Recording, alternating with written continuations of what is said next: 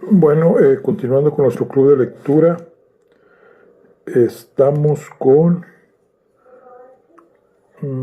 el libro de El Premio Nobel de Irving Wallace. Y vamos a continuar con el capítulo segundo. Continuamos. Era una tarde sin sol, fresca y plateada de Estocolmo. A aquella hora tan temprana de la tarde de aquel primer día de diciembre. El termómetro marcaba 15 grados centígrados. El conde Bertil Jacobson, vestido de etiqueta, con sombrero de seda y gabán, el bastón bajo el brazo y botines gris perla, salió de la Fundación Nobel en Sturgatan 14 y se dirigió al Cadillac que le esperaba junto al bordillo. El Ministerio de Asuntos Exteriores sueco había cedido uno de sus coches para aquella ocasión, con la portezuela trasera abierta por un rubio chofer de uniforme. El automóvil aparecía rutilante. Cuando se aproximó Jacobson, el chofer se inclinó respetuosamente y se quitó la gorra. Jacobson respondió con una ligera inclinación de cabeza y subió al coche.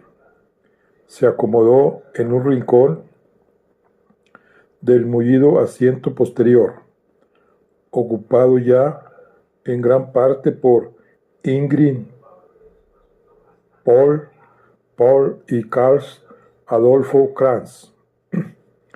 En el viaje de regreso, él y Kranz se sentarían en los asientos plegables y permitirían que sus invitados ocupasen el mullido asiento posterior en compañía de Ingrid Paul. Buenas tardes, dijo el conde Bertil Jacobson. Qué día tan hermoso para nuestra inauguración, ¿eh? Hola, sí, muy hermoso, dijo Ingrid Paul, nerviosa. Kranz, que siempre parecía preocupado, se limitó a murmurar conde por toda su salutación. El chofer cerró de golpe la portezuela delantera y se instaló en el volante. Inclinándose hacia él, Jacobson hizo correr la divisoria de vidrio y dijo: «Al aeropuerto de Arlanda, por favor». Consultó su reloj. «Nos sobra tiempo. No hace falta que corra». Cerró el vidrio divisorio y cuando el coche se puso en marcha y se apartó de la acera, volvió a empotrarse en su rincón, volviendo la cabeza hacia sus compañeros. «¿Por qué están ustedes tan solemnes, amigos míos?», les preguntó. «Yo siempre he encontrado muy estimulantes estos primeros encuentros, estimulantes y distraídos». «Yo nunca sé qué decir», dijo Ingrid Paul. «Nosotros somos unos privilegiados», prosiguió Jacobson. «Tenemos la oportunidad de recibir y de tratar íntimamente a los mayores genios del mundo, a quienes nosotros mismos hemos hecho famosos», la interrumpió Kranz con acritud. «Nada de eso, Carl, nada de eso. Todos ellos eran famosos antes de que nosotros reconociésemos y coronásemos públicamente su valía». Reflexionó acerca de lo que había dicho, tratando de verlo objetivamente, y luego rectificó aquel juicio. «Bien, no siempre, pero por lo general sí». Miró un momento a sus compañeros. «Supongo que ninguno de ustedes lamentará formar parte conmigo del comité de recepción. No ha sido solamente mi parecer, sino el de las diversas academias. Nos consideramos muy honrados», le atajó secamente Kranz, después de mirar un momento por la ventanilla, agregó: quizás aún esté lamentando las votaciones, excepto en el caso del profesor Stratman. Supongo que no presentará usted objeciones a que hayamos elegido al doctor Garrett y al doctor Farelli. Sus descubrimientos tuvieron al mundo en vilo. Es la prensa, dijo Kras. Nos vimos arrastrados por ella. Creo que deberíamos tratar de ser más ecuánimes. Es posible que ese injerto cardíaco, pese a sus limitaciones, sea el descubrimiento médico del siglo, aunque según como se le mire, no pasa de ser un número de circo. Creo que la comisión de Carolina debería haber esperado aún otro año o dos para ver más experimentos, más resultados. Y por lo que se refiere al matrimonio Marcieu, tampoco me impresionan. ¿A quién le importan los espermatozoides congelados? Había media docena de descubrimientos más merecedores de recompensa. Y en cuanto al premio literario concedido a ese americano, ni siquiera voy a comentarlo. La barbilla y la sotabarba de Ingrid Paul temblaron de indignación. Van Snalosh, por favor. Carls, no te metas de nuevo en lo que no te importa. Tú eres un físico, no un crítico literario. Estoy segura de que ni siquiera has leído los libros de Cray. Leí uno y ya tuve bastante. Vamos, hombre, la verdad es que tú no puedes opinar en estas cuestiones. Lo mismo que yo no me meto en tus decisiones sobre química y física. No me parece bien que tú quieras meter baza a lo que decide la Academia Sueca. Todos los años lo mismo. Hiciste los mismos comentarios cuando votamos a Sinclair Lewis, Pierce S. Buck y Ernest Hemingway.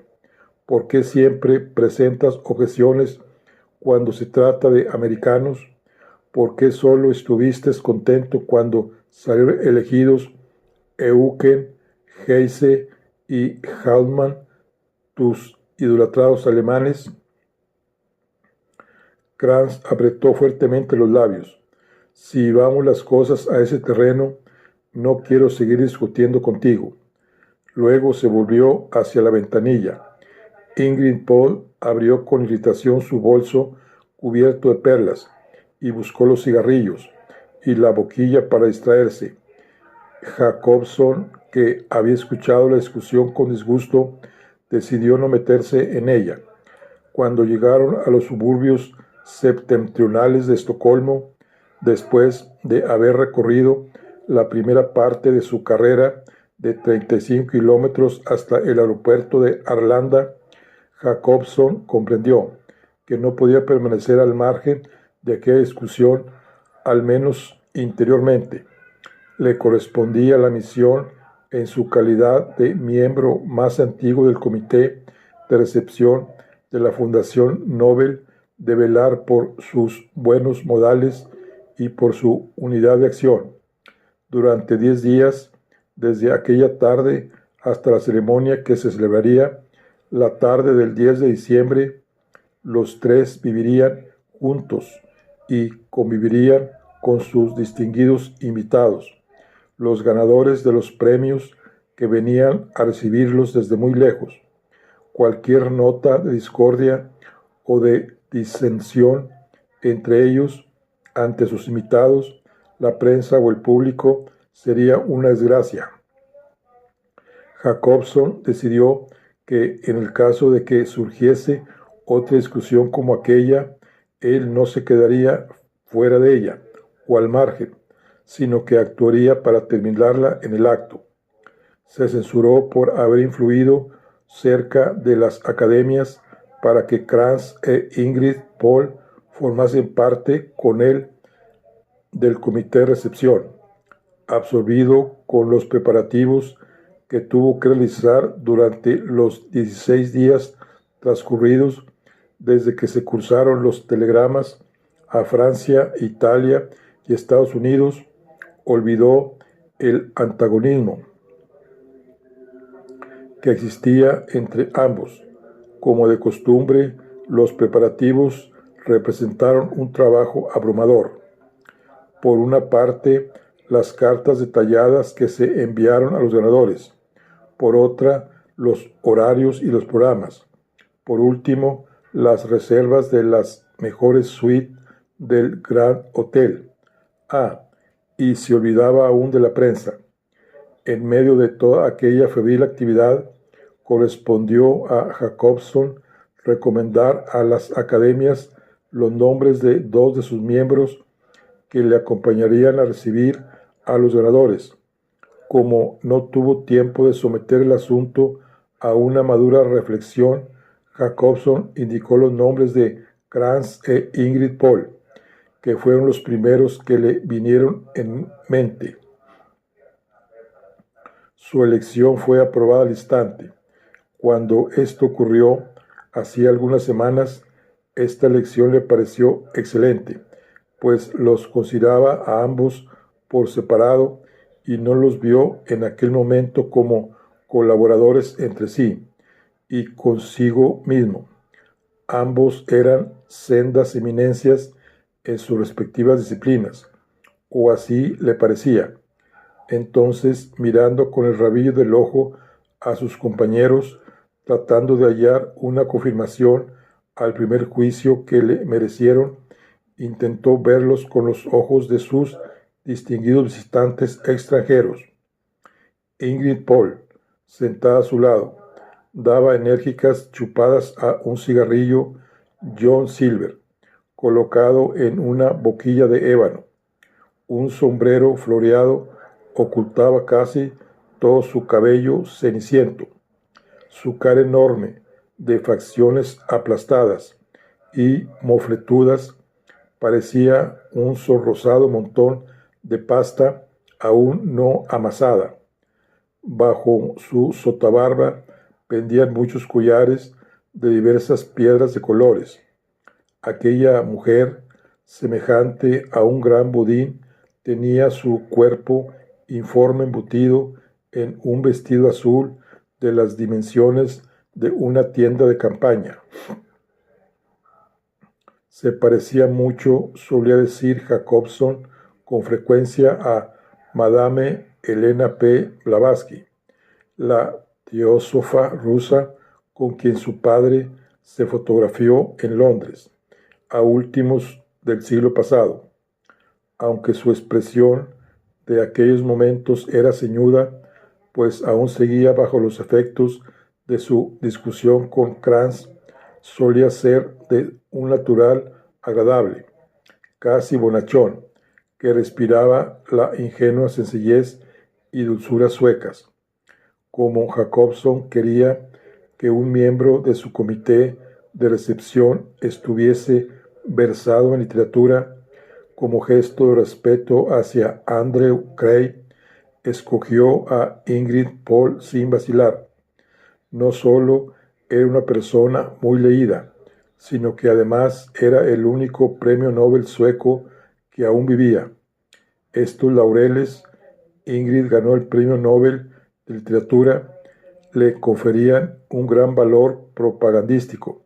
Por otra parte, aquellos mismos laureles, como no dejaba de percibir Jacobson con gran perspicacia, con mucha frecuencia la hacían sentirse humillada y oscurecida en compañía de eminentes huéspedes que habían obtenido el mismo premio en fechas más recientes, pues la verdad era que Ingrid Pohl, que obtuvo por unanimidad el premio hacía más de una década, siempre se había sentido indigna de tan alta distinción.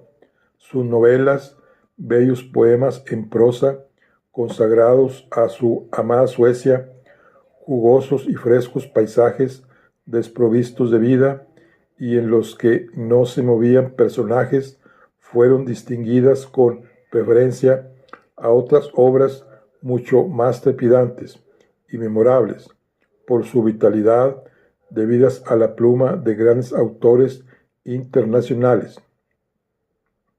Aquella recompensa, según sabía Jacobson, le produjo gran embarazo, y nunca consiguió librarse de la sensación de que la exhibían ante el mundo sin merecerlo ciertamente, y cubierta de oropel. Son los peligros del nepotismo nacional, se dijo Jacobson. A veces se nos critica injustamente, pero a veces con mucha razón, y en tal caso las víctimas son tanto el que da el premio como el que lo recibe.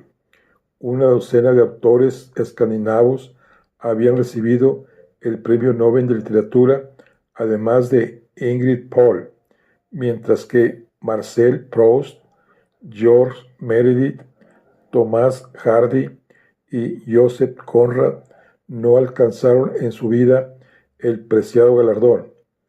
Pobre Ingrid, pensó Jacobson, que teme ahora conocer a Andrew Cray, cuyo espíritu creador admira y cuya causa defendió con tanto ardor. La mirada de Jacobson se posó en el tercer miembro del grupo, Karl Adolfo Kranz. Era en todos sentidos el polo opuesto de Ingrid Pohl. En lo físico era un enano, pero espiritualmente era un gigante. Como persona era un hombre irritante, gruñón, pendenciero, desagradable, amigo de contradecir y rebosando acritud, lo cual no le impedía ser estimulante, interesante y brillante. Cuando estaba sentado, como entonces ocurría, parecía más pequeño que de costumbre. Su ralo cabello, teñido de negro y muy grasiento, permanecía pegado sobre su cabeza cuadrada. Sus ojos eran dos minúsculos orificios, su nariz un hocico en miniatura, y tenía la boca fruncida como si acabasen de arrancarle un tapón. Su pulcro bigote en forma de cepillo era negro, lo mismo que su corta perilla puntiaguda. Siempre llevaba trajes demasiado apretados, con todos los botones abrochados, corbatas de pajarita y zapatos con suelas de 2 dedos de grueso. Poseía un aire algo rígido y oficioso, completamente teutónico, que era precisamente lo que él se proponía, aunque había visto la luz en la ciudad sueca de Sigtuna. Se enorgullecía de haber sido educado por su padre, un diplomático de segunda fila, en Alemania, nación que admiraba, fuese cual fuese su régimen político del momento. Esta admiración ilimitada se hacía extensiva al pueblo alemán. Los recuerdos más dichosos de su vida eran los de sus días de estudiante en las universidades de Gotinga y Wurzburgo. Cuando regresó a Suecia con sus padres, se sintió forastero en su propia patria, sentimiento que nunca le abandonó del todo. Después de trabajar 10 años en la industria como físico, vanos de sus informes le granjearon cierta fama en el extranjero. Le fue ofrecido un puesto en el Instituto de Física Teórica de la Universidad de Uppsala. Entonces empezó a dedicarse a la enseñanza y puso sus aspiraciones en la cátedra de física de la universidad. Con la subida de Hitler al poder, su espíritu se desvió de la física a la política. La abyecta neutralidad de su patria le producía vergüenza y se identificó plenamente con el Reich que resurgía. Aprovechando un nimio pretexto, visitó Berlín, parando en el Hotel Kaiserhof y alternando con Keitel, von Ribbentrop y Rosenberg. Durante la Segunda Guerra Mundial residió en Estocolmo, desde donde hizo una activa propaganda germanófila oral y escrita, dirigida a sus compatriotas que no habían conocido la guerra desde hacía casi un siglo y medio, y sin tener en cuenta que la supervivencia de Suecia como nación dependía de su estricta neutralidad. En aquellos años tan agitados, Karl Adolfo Franz se convirtió en un personaje discutido y molesto para sus compatriotas. La caída del Tercer Reich significó en cierto modo su propia caída. En los medios científicos más serenos, la valía de Kranz no sufrió menoscabo, pero en las altas esferas cayó en desgracia. Durante la década anterior a la guerra, fue miembro de la Real Academia Sueca Ciencias y era uno de los dos socios de la docta corporación que tenían derecho de voto para el Premio Nobel de Física y para el Premio Nobel de Química. Después de la guerra, su situación en las comisiones del Premio Nobel no quedó alterada. Sin embargo, su situación en la universidad se resintió de sus veleidades políticas. Cuando finalmente la augusta cátedra de física fue adjudicada, Karl Adolfo Kranz, a pesar de su antigüedad en el escalafón, fue postergado, ocupando la cátedra un hombre más joven que él. Esta bofetada en pleno rostro, esta reprimenda pública, no la pudo olvidar jamás, ni perdonarla. Inmediatamente presentó su dimisión, apartándose de las tareas docentes, y en los años que siguieron consagró parte de su tiempo a su trabajo en el Instituto de Radiofísica de Estocolmo, dedicando cada vez mayor actividad a las tareas relacionadas con la Fundación Nobel.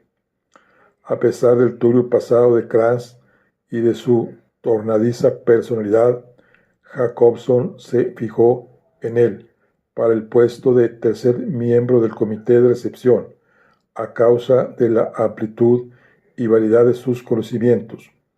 Olvidando diferencias políticas, Kranz fue el primero y el único al principio en proponer al profesor Max Strandman para el Premio Nobel de Física, y aunque Kranz se opuso a que se premiara la labor de los esposos Marciau, su posición como miembro del jurado de química le hacía muy indicado para atender a los dos sabios franceses y conversar con ellos de una manera tan inteligente como lo haría con Stallman.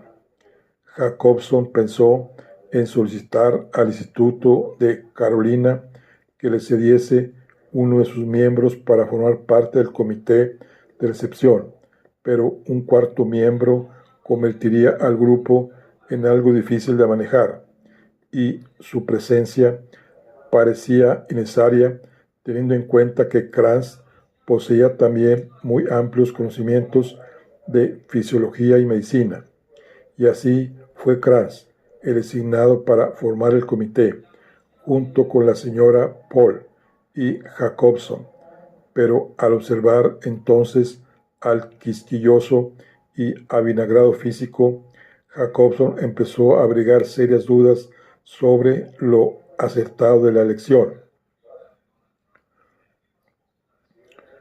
Lanzando un suspiro entrecortado, se enderezó para ver su propia cara reflejada en el vidrio divisorio. Examinando su brillante y fantasmal efigie, pensó de pronto que probablemente él no se hallaba más calificado que Kranz y Paul para representar la voluntad del fallecido Alfredo Nobel, o que al menos ellos no se hallaban más calificados que él. Sus ojos, sugestionados por su propia imagen, no se apartaba de ella, tratando de distinguir lo que verían en su cara los ilustres visitantes que iban a esperar. ¿Qué verían? Un venerable anciano una anticuada testa de aristócrata, unas sensitivas facciones de erudito, una cara como pergamino arrugado, de una tonalidad blanquiazulada, casi transparente. Su figura ya no era tan alta y erguida como antaño, y llevaba sus frágiles miembros envueltos en gruesas ropas para dar mayor sensación de plenitud, de fuerza y de respeto. Soy un misántropo, pero extraordinariamente bondadoso, escribió Nobel sobre sí mismo. Quizá aquella descripción también le cuadrase, pensó Jacobson.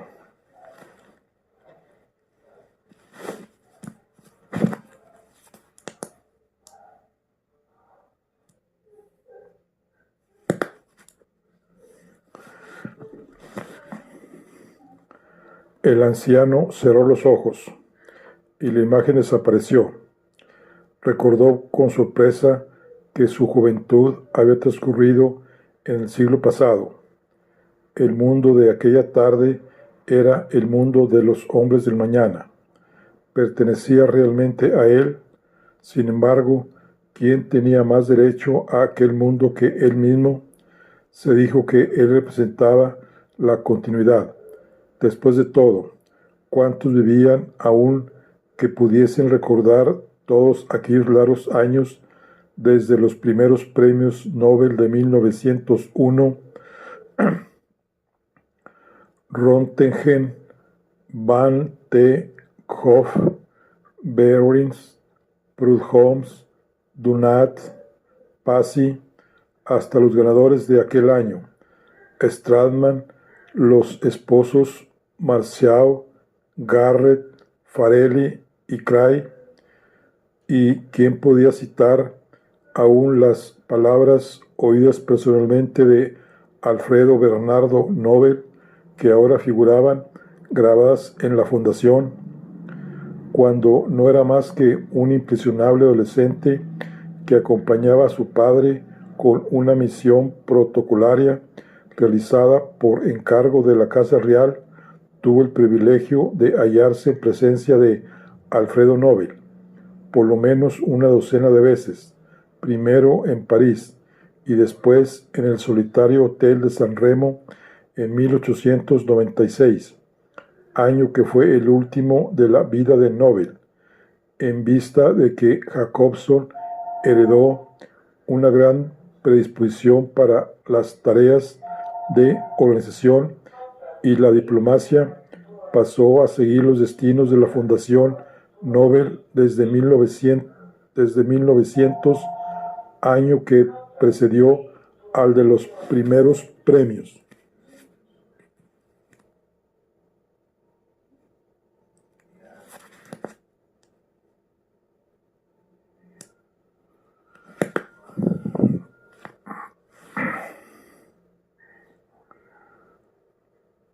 En los últimos años, comprendiendo que su posición privilegiada poseía un valor único y considerando que quedaba en deuda con la posteridad, Jacobson empezó a escribir sus notas.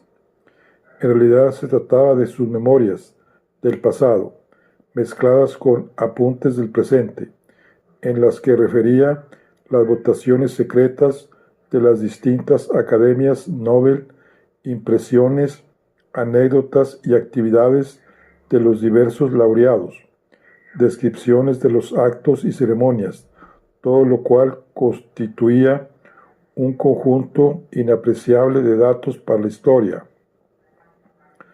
Jacobson empezó las notas, que a la sazón constituían 17 cuadernos verdes llenos con su escritura apretada.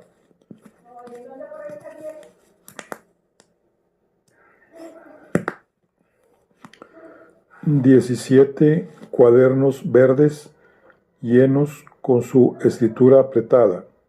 No hacía muchos años, a decir verdad. Efectuó la primera anotación la noche siguiente a aquel día de noviembre en que la Academia Sueca, en sesión a puerta cerrada, celebrada en la Ciudad Vieja, decidió otorgar el premio de literatura a una oscura autora sarda llamada Gracia de Leda, en lugar de concedérselo a Gabriele de Annunzio, porque la mayoría de académicos presentó objeciones a los devaneos amorosos de Annunzio y el hecho de que se hubiese apoderado con malas artes de Villa Carnaco, la mansión que poseía en Italia una viuda danesa. Esto sucedió en 1927. Desde entonces, exceptuando los periodos en que estuvo enfermo, Jacobson siempre notó algo, algún detalle, algún nuevo chisme, todos los días. Siempre acarició la idea de convertir aquellas notas en un libro, un grueso y hermoso volumen que vería la luz pública y que en cierto modo serviría de justificación a su vida. Pero en los últimos años comprendió que ya no tendría tiempo de escribir un libro. Tendría que contenerse con haber aportado el material del mismo bajo la forma de sus notas para que más adelante alguien lo escribiese. De pronto Jacobson se arrancó de su ensimismamiento y volvió al presente, representado por Ingrid Pohl, Carl Adolfo Kranz y el coche oficial. La escritora estaba ligeramente amodorrada a su lado. Kranz se hallaba concentrado en la tarea de resolver un rompecabezas metálico. Siempre llevaba varios en el bolsillo. Jacobson miró distraídamente los suburbios de Estocolmo que pasaban ante sus ojos por la ventanilla del coche, a ambos lados de la carretera. Las suaves colinas mostraban un retador tono verde bronceado, a pesar del frío. Aquí y allá aparecían y desaparecían rústicas casitas de madera, con aspecto de granero, casi todas de color beige, pero cubiertas con una techumbre de alegre y llamativo color rojo.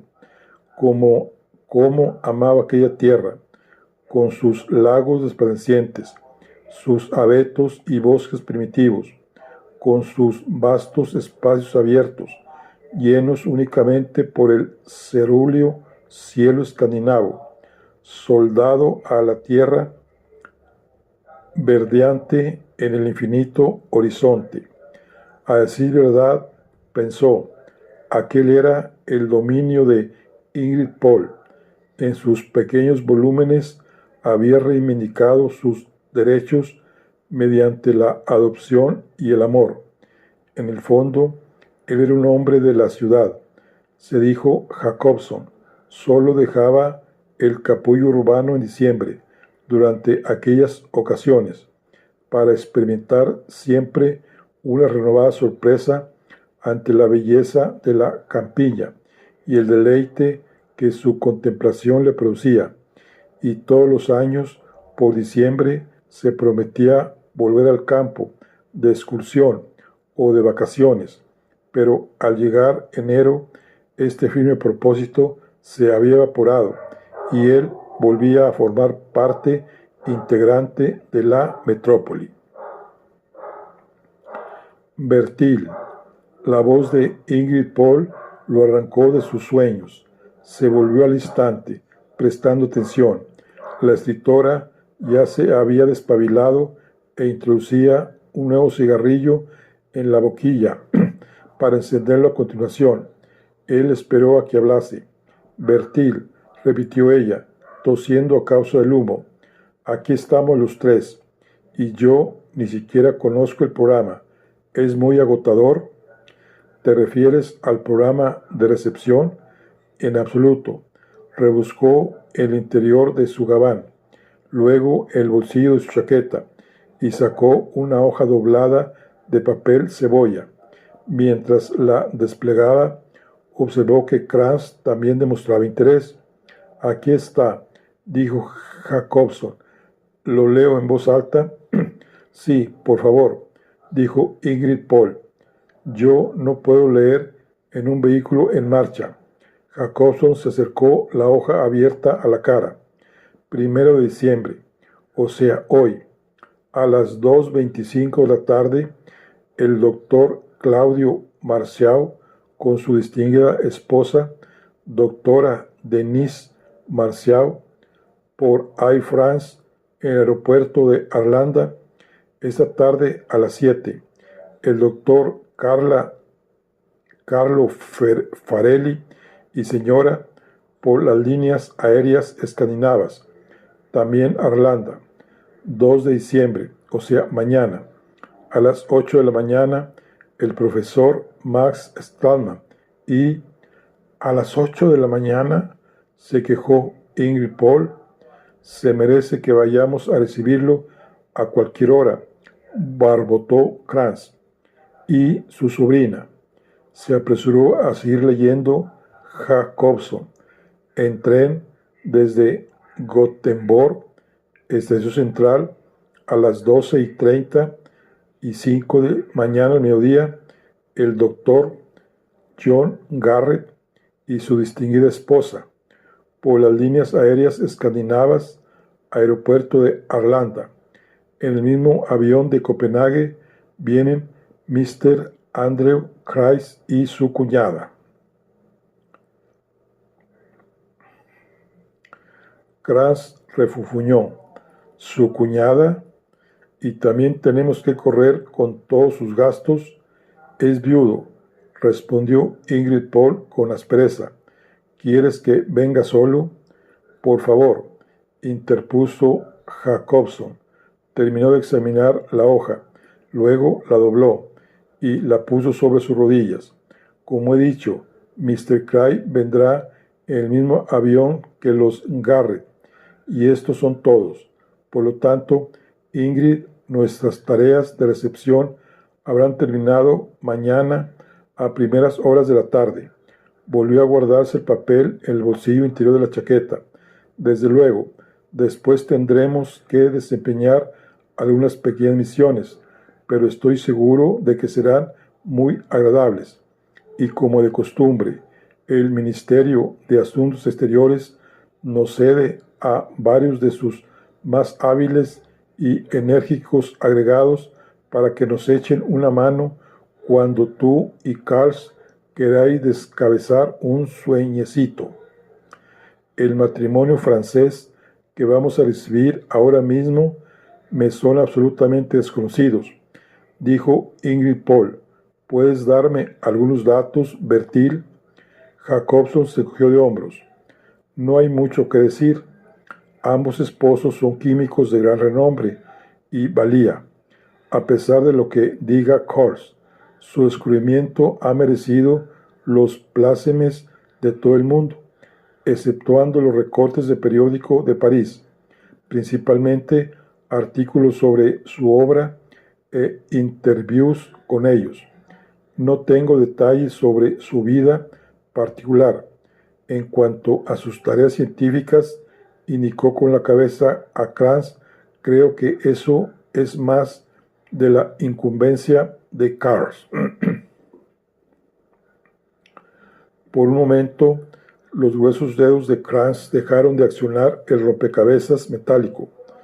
Sus nombres fueron propuestos el año pasado y el actual, entre otros 500. Después de la primera labor de cribado, nuestro comité de 5 miembros recomendó a los esposos Marceau junto con otra media docena de nombres. Yo escuché los detallados informes de nuestros expertos en química y todos ellos fueron altamente favorables, como sabéis. Pero en estos informes apenas se decía nada acerca de la personalidad de ambos ganadores. Por lo que he podido saber, ambos se hallan en la cuarentena. Él tiene varios años más que su esposa. Llevan unos 12 años o tal vez más de casados. Han consagrado 6 o 7 a esa estúpida investigación sobre la esperma, según creo. Trabajan en el Instituto Pasteur, aunque no tienen relación oficial con el mismo. No parecen tener otras aficiones fuera de su trabajo, caso muy corriente entre nosotros los científicos. Yo diría que, por el hecho de estar casados y colaborar en su trabajo, deben de ser inseparables, mostrándose siempre de acuerdo en todo. Aseguraría que resultarán muy aburridos. Permítame que ponga en duda esta última afirmación, dijo Ingrid Paul. A mí me fascinan esos matrimonios que colaboran en empresas comunes. Es un caso que se da mucho en las ciencias. ¿Por qué no ocurriría también en las artes?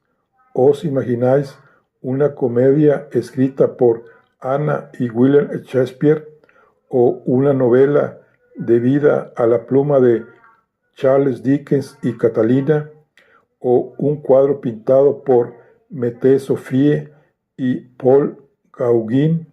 Supongo que esto no ocurre porque en las artes la creación es algo más individual. Tonterías, masculló Kranz. Jacobson intentó nuevamente evitar que surgiesen conflictos. Sean cual fueren los motivos, las ciencias han producido siempre algunos notables ejemplos de colaboración entre esposos. Volvió mentalmente a sus notas. Los primeros que se me ocurren son, naturalmente, María y Pierre Curie.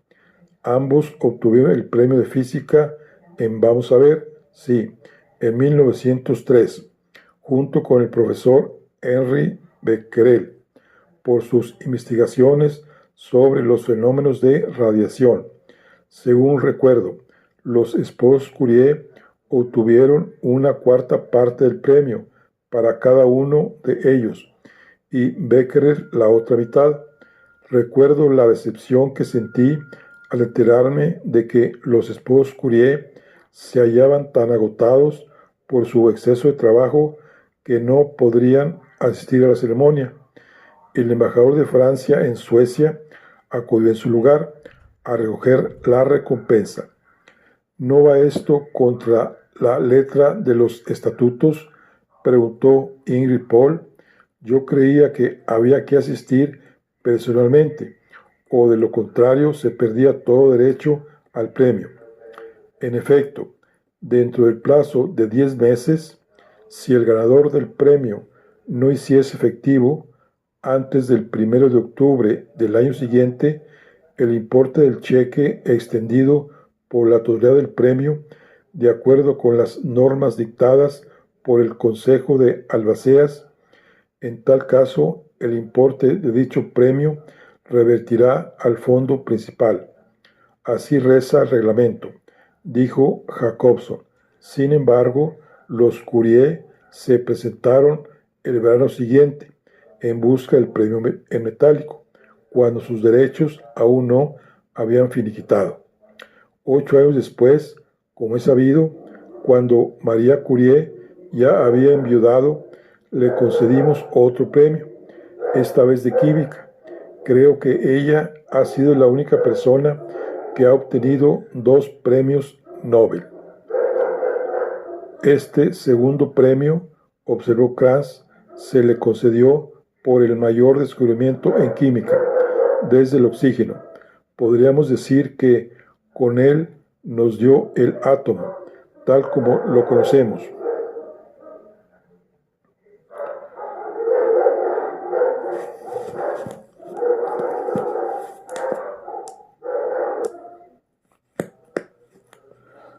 De todos modos, esta segunda vez, a pesar de hallarse enferma, Marie Curie asistió a la ceremonia. Continuó Jacobson. ¿La recuerdas, Carl?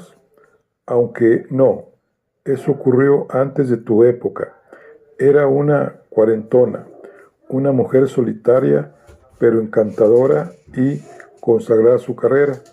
Llegó aquí con su hermana y su hija, y luego me dijo que la ceremonia de adjudicación de los premios le produjo una impresión inolvidable. También premiamos a la hija, ¿verdad?, preguntó Ingrid Paul. Sí, en realidad a la hija y a su marido, Irene Curie. Se casó con uno de los jóvenes ayudantes de su madre en el Instituto de Radio, un muchacho sin un céntimo que se llamaba Federico Joliot, que había terminado sus estudios en l'École de París. Ahí tenéis otro matrimonio de sabios, los esposos Joliot-Curie. Ambos obtuvieron el premio de química en 1935. Hizo una pausa. Estoy tratando de recordar si hubo otros matrimonios. Los Curie. En 1947 intervino Krantz con prontitud. Ah, sí, asintió Jacobson. Karl Curie y su esposa Gertie, premio de medicina, procedían de San Luis, en el Missouri, y se partieron el premio con el argentino José por algo relativo a las hormonas. Descubrieron la conversión catalítica del glicógeno, dijo Krantz con precisión. De todos modos, de vez en cuando bendecimos a los frutos del matrimonio, dijo Jacobson. Tengo gran interés en conocer a los Marciu. Yo lo encuentro muy curioso, dijo Ingrid Paul. Jacobson pareció sorprendido. ¿Curioso? ¿Qué es curioso? Que un matrimonio obtenga el premio Nobel, explicó Ingrid Paul. En realidad, para el caso, tanto da este premio como otro cualquiera que tenga que ver con una labor realizada por ambos cónyuges. Esto presta una sola dimensión al matrimonio. El laboratorio se convierte en hogar y viceversa. No hay variedad, no hay cambio de lugar y existe una armonía excesiva. Además, ¿cómo queda después de esto el papel del varón? Este ha salido con un garrote en la mano en busca de un oso para la cena, que causará la admiración de su compañera, pero en lugar de eso, su compañera sale con él de casa y ambos tienen que compartir el mérito de haber dado muerte al oso. ¿Cómo queda él? ¿En qué situación le coloca esto? Y a ella, estoy seguro de que los esposos Marcial no piensan ni por un momento en establecer semejantes comparaciones, dijo Jacobson, por circunspección. Consultó su reloj y después miró por la ventanilla del coche. Llegaremos puntualmente para recibirlos. Solo faltan 20 minutos. Los tres continuaron sentados en silencio. Krantz, que estuvo casado y se había divorciado hacía mucho tiempo. Paul y Jacobson, que eran ambos dos solterones impenitentes, sumidos en sus propios pensamientos sobre el matrimonio y el premio. Apenas cambiaron una frase o una palabra de cortesía desde que salieron de París en dirección a Estocolmo. Reclinada en su butaca de cuero junto a la ventana, oscurecida, sintiéndose incómoda en su traje sastre de mezclilla de lana blanca y negra que se había hecho en el último momento según las nuevas medidas de su enflaquecida silueta y desazonada por su forzosa proximidad a su marido, Denise Marcial dejaba vagar distraídamente su mirada por el lujoso interior del avión. Contempló por un momento las dos jóvenes azafatas francesas, con su rubio cabello peinado atrevidamente alto, llenas de aplomo, con sus blusas blancas y sus ajustadas faldas azules que recorrían el pasillo en ambas direcciones, pasando entre los pasajeros, seguidas en ocasiones por el camarero de chaqueta blanca. Luego observó a Claudio, repantigado en el asiento contiguo con las piernas cruzadas y fumando un cigarrillo mientras pasaba las páginas de una novela de Emilio Gaboriau.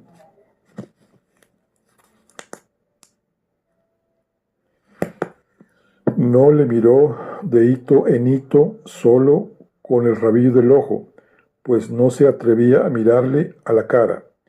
Ella no se llevó nada para leer, porque tenía más que suficiente para entretenerse con sus furiosos pensamientos. Sacó del bolso un cigarrillo emboquillado, con la mayor discreción posible, porque no quería que Claudio se lo encendiese, ni verse objeto de ninguna de sus atenciones. Accionó a toda prisa el encendedor y lo aplicó al cigarrillo, alcanzando así otra pequeña victoria en su remota independencia fría y distante. Muy pocas horas antes, 3, 4, 5 a lo sumo, fueron acompañados por la lisa autopista que unía París con el aeropuerto de Orly, por una comitiva compuesta por colegas del instituto y pomposos funcionarios del gobierno. Subieron en el reactor de la Air France, que hacía el vuelo 794 a las 10:40 de la mañana, entre las aclamaciones de sus amigos y periodistas y el estrépito de una charanga.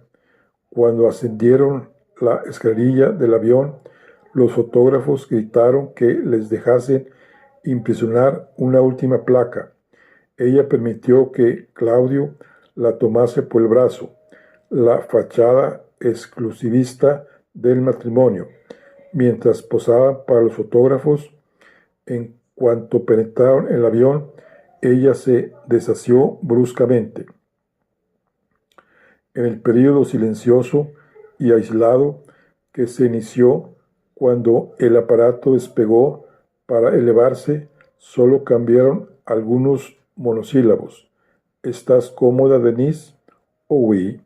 ¿Quieres champaña? No. ¿Te gustaría uno de mis libros? No. Hermoso avión, ¿eh? Oh, oui. La transparente barrera que se alzaba entre ambos, como la que separa a dos peces de pelea siameses, resultaba más soportable por el hecho de que, en realidad, ellos también se hallaban en un acuario, observados, atisbados, cuidados y, gracias a Dios, acompañados. Algunos pasajeros, conocedores de su fama y punto destino, se acercaban a ellos para conversar con Claudio. Siempre tenían cerca a una de las azafatas o al camarero, esperando sus órdenes. Varias veces uno de los pilotos acudió para saber si se encontraban bien atendidos. Denise Marcial observó entonces que la azafata más alta se dirigía a ellos por el interfono. Habló primero en francés y después en inglés. Son las 12 en punto, anunció. Dentro de 25 minutos aterrizaremos en Estocolmo, según el horario previsto. Muchas gracias. Al mirar a aquella azafata, bajo cuya blusa blanca se notaban sus pequeños sostenes, Denise sintió un furor inexplicable, o muy explicable, porque aquella joven anónima le recordó a Giselle Jordan, y el odio por su marido le formó un nudo en la garganta. Estuvo a punto de estallar en Copenhague durante la breve parada en que no abandonaron el avión, pero finalmente consiguió continuar sentada sin dar rienda suelta a sus sentimientos. A la sazón, su ira y su resentimiento aún eran mayores. Dominada por su ciega furia, se volvió como una serpiente hacia Claudio. ¿Por qué demonios no dejas ese condenado libro y dices algo para justificarte?, preguntó, esforzándose por mantener baja la voz. Claudio se encogió instintivamente ante aquel brusco estallido, destemplado, y luego, con calma y muy despacio, puso una señal entre las páginas cerró el libro y se enderezó en su asiento. ¿Qué quieres que diga?, preguntó a su vez. He tratado de sostener una conversación contigo una docena de veces, pero tú insistes en castigarme con tu silencio. No debería haber venido en este maldito viaje. No quiero que me vean contigo. Estuviste con esa zorra la noche antepenúltima. No trates de negarlo. Su compostura se le deshizo por un momento. ¿Qué quieres decir, Denise? Te advierto. Quiero decir que fuiste a verla deliberadamente. Luego cenaste con ella. Fuiste al piso de alguien y te acostaste con ella. Estás trastornada. Estás imaginando cosas que no. Basta, basta. Te digo, lo sé todo. Ella no quería revelarle cómo lo sabía, aunque probablemente él ya lo había adivinado. De todos modos, no quería que lo supiese por su boca. No deseaba hablar de aquello ni de otros pormenores, de la humillación constante que se había visto sometida durante las 3 últimas semanas. Esa asquerosa aventura ya es bastante desagradable en sí, continuó. No sé cómo aún puedo mirarte a la cara, pero mentirme deliberadamente, después de prometerme que estaba todo terminado, haciéndome caricias y carantoñas, asegurando que fue un desliz, un error pasajero, que no se repetiría, y luego continuarlo con el mayor descaro y desvergüenza. Denise, dijo él con dificultad, mirando furtivamente a su alrededor para ver si los escuchaban. No hubo nada más entre nosotros. Sencillamente tenía que verla una vez más para decirle, la viste más de una vez y te acostaste con ella. Has perdido toda tu dignidad y tu prudencia. Yo te importo un bledo, y tampoco te importa nuestra vida, nuestra reputación. Solo vas a satisfacer tu antojo, como un estudiantillo de la Place Pigalle que se enamora de una mujerzuela. Él vio que ella perdía el dominio de sí misma y que en su furor era capaz de cometer cualquier desatino. Él no quería una escena ahí y en aquel momento, especialmente a bordo de aquel avión. Por favor, Denise, suplicó, espera que lleguemos a Estocolmo y estemos a solas. Entonces te lo explicaré todo. Esta es una cuestión que debe quedar entre nosotros dos. La resolveremos en privado. No, ahora. He intentado hablarte una docena de veces en las últimas semanas, dijo él, exasperado, pero tú te hacías la herida y la lastimada, la mujer que sufría. No pude arrancarte una palabra. Ahora quieres que hagamos una escena aquí, en este avión lleno de gente. Mira, varias personas ya se vuelven hacia nosotros. ¿Dónde está tu sentido de la respetabilidad, del decoro? Aún estamos casados. Ah, sí, dijo ella con sorna. Vaya, esto me gusta. Mira quién habla de decoro, de respetabilidad, manteniendo al mismo tiempo a una querida. Denise, te lo ruego, nos están escuchando. Esta vez ella tendió la súplica. Mordiéndose los labios, observó de reojo a los pasajeros que los rodeaban y luego se recostó en su asiento, encerrándose en un hosco silencio. Encontraremos la solución, dijo él, mansamente, comprendiendo que no podría calmarla de momento, tan pronto como lo del premio Nobel termine. Al diablo el Nobel, dijo ella, y tú también puedes irte al infierno. Retorciendo violentamente el cuerpo, le volvió la espalda, acurrucándose en el asiento con los brazos cruzados, fingiendo dormir. Pero Denis Marceau no dormía. La obra que se representaba en su cabeza era la siguiente, bajo un título que le había puesto el caballero von Sacher-Masoch. Primer acto, el descubrimiento. Segundo acto, la confirmación y la confrontación. Tercer acto, su vida en común fue desgraciada después de aquello. Primer acto, dejó que los actores representasen la pieza sin que ella los dirigiese. Ella era la primera dama. Para evitar todo efecto de ilusión y hacer mayor la realidad, su espíritu la arrancó del presente y la colocó en el escenario del pasado. Cuando la lectura de su informe les aseguró el tiempo, Claudio empezó a manifestar síntomas de inquietud y ella lo comprendió porque experimentaba lo mismo. El reducido y atestado piso parecía particularmente vacío después de los años de absorbente labor en el laboratorio, pero ella se adaptó rápidamente a la nueva situación, ocupándose con las labores propias de su sexo y no tardó en hallar cierta satisfacción en ellas. Claudio seguía mostrándose poco sociable y taciturno, y cuando sus ausencias diarias del domicilio conyugal empezaron a hacerse más y más largas, ella no se preocupó. Había muchas maneras de recuperar el equilibrio espiritual perdido. Ella creyó haber obrado acertadamente al mostrarse tolerante, pues el entusiasmo natural de Claudio no tardó en reaparecer, junto con su perdida vitalidad. La vida volvió a resultar soportable, incluso divertida, aunque él parecía necesitarla menos bajo el punto de vista físico. Ella se lo disculpó. 6 años de trabajo agotador tenían que pagarse de algún modo.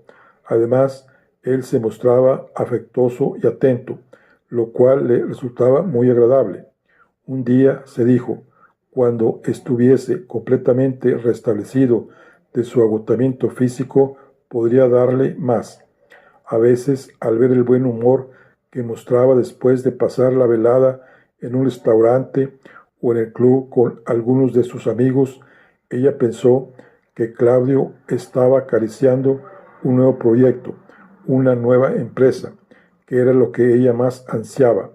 Aunque no podía formularse claramente aquel pensamiento, su instinto le decía que en la colaboración científica ellos alcanzaban una unión más íntima, más apasionada y mejor que la del común de los mortales, que solo tienen la baja unión de la carne. Trató de reanudar antiguas amistades que habían quedado negligidas, invitando a algunas de sus antiguas amigas a merendar con ella en su casa para charlar, yendo de compras con otras y obligándose a aceptar invitaciones para almorzar.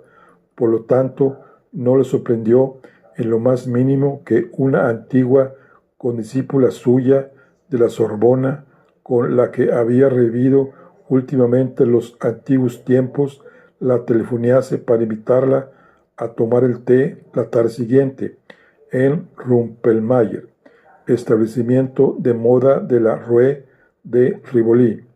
Ella intentó aplazar la cita unos días porque se hallaba muy ocupada, escogiendo un nuevo mobiliario para el comedor, pero la insistencia de su amiga la obligó a capitular.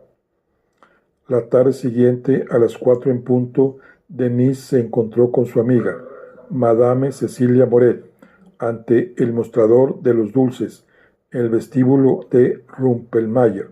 Cecilia Moret, una mujer delgada y enérgica que llevaba gafas de sol, se empolvaba en demasía sus mejillas marcadas por la viruela y llevaba arrucado en sus brazos a un diminuto perro de lanas. Tomó la delantera entre las mesas abarrotadas de elegantes señoras francesas e inglesas, hasta alcanzar un rincón relativamente aislado del fondo, donde encontraron una mesa desocupada. Cecilia ató la correa de su perrillo faldero a una pata de la silla, le dio un terrón de azúcar y le dijo algunas frases cariñosas. Después de quitarse el abrigo y encender sendos cigarrillos, pidieron té con tostadas para Cecilia y café con pastelillos de crema para Denise.